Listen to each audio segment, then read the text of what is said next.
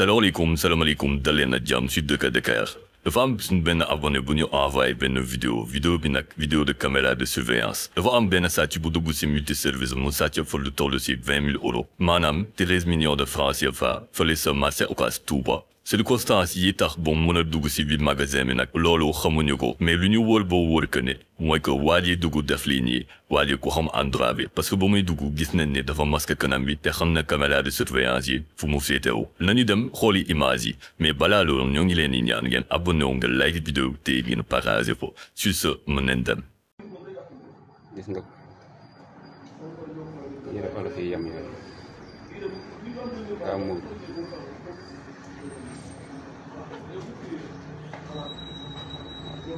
gis nga sax du tëju ko waa da ngay xëcc rek mu topp la. kii ba da sàcc kii daa xam ne xaalis baa ngi fi rek. kii ak yére yi mu sol nii ah. kii dañ ko xam. kii nit ku ko xam bu ko gisee nii xam ko de. dañ ko arrêté loolu du problème sëñ Mor kii dañ ko jàpp wallaahi dañ ko jàpp. kii sax ku ko xam bu ko gisee xam ne diw la ku ko xam. kii la wax ba kii bi. na ko yóbbu biir gàllankoor sa sant rek. vidéo yi laa soxla am na ko connexion bi doxul. maa ngi doon dox de. waaw mi ngi dugal xaalis fële. gis nga ko am na lu mu jël. heure bi ban heure la moom. 3h18. 18 bu ñu paree ñu génn ci biir. fee 3h ay. kii bi dugg ci connect. na avant may dugg du bàyyi xel lii quoi. kii buy dugg internet ñu koy jàpp.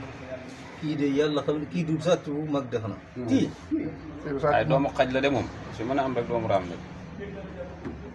waaye baaxuñu lii war tax kenn du wóolati kenn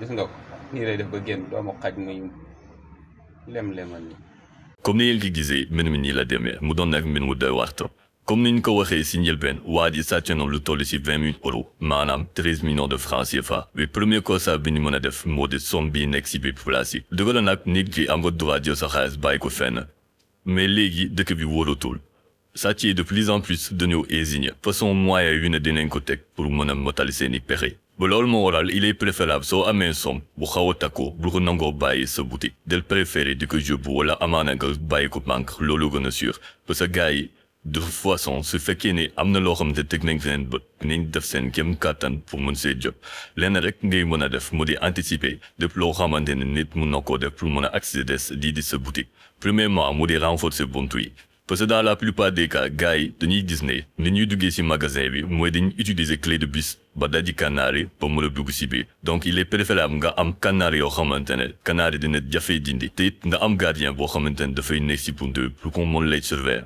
parce que nooy mën a jëlee somme bu takkoo bu mel nii nga koy mën a bàyyi sa magasin amoo ko teg ci buntu pour qu'on mën lay surveiller mbir mi nag mooy mi ñoo ngi ñaan nag ngeen partager vidéo ko pour que ñu mën a identifier waa ji def lii ci ce ñoo ngi wante ba beneen ci Dëkk Dakar